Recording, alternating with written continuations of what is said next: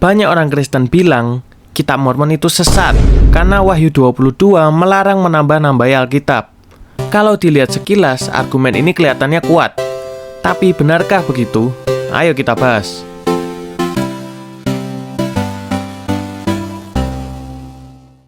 Masalah pertama dengan argumen ini adalah Alkitab itu bukanlah satu buku tunggal dari awal, melainkan kumpulan dari banyak kitab-kitab.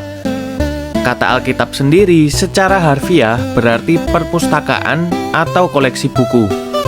Jadi, apakah larangan di Wahyu 22 berlaku untuk seluruh isi Alkitab atau hanya untuk kitab Wahyu itu sendiri?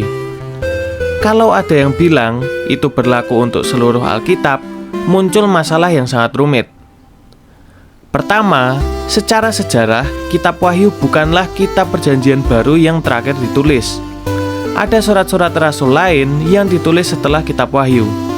Kalau larangan itu berlaku untuk seluruh Alkitab, artinya kita harus membuang kitab-kitab yang ditulis setelahnya. Kedua, larangan tidak boleh menambah-nambahi ini sebenarnya sudah ada di Perjanjian Lama.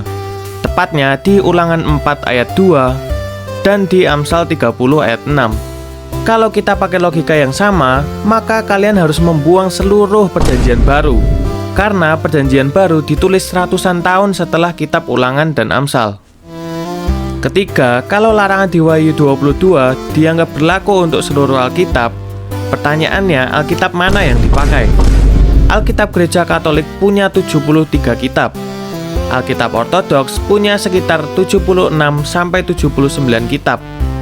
Sedangkan Alkitab Protestan hanya punya 66 kitab.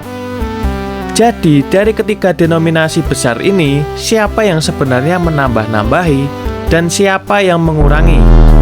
Denominasi mana yang kena kutuk menurut tafsiran kalian?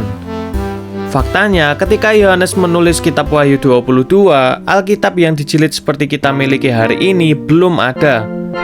Makna yang paling masuk akal dan jujur secara sejarah adalah larangan itu khusus berlaku agar teks kitab Wahyu itu sendiri tidak diubah-ubah oleh manusia. Jadi, apakah kitab Mormon menjadi sesat karena Wahyu 22? Jawabannya tidak, karena larangan di Wahyu 22 hanya berlaku untuk kitab Wahyu itu sendiri. Itu jawaban dari pertanyaan hari ini. Sampai jumpa di pertanyaan selanjutnya.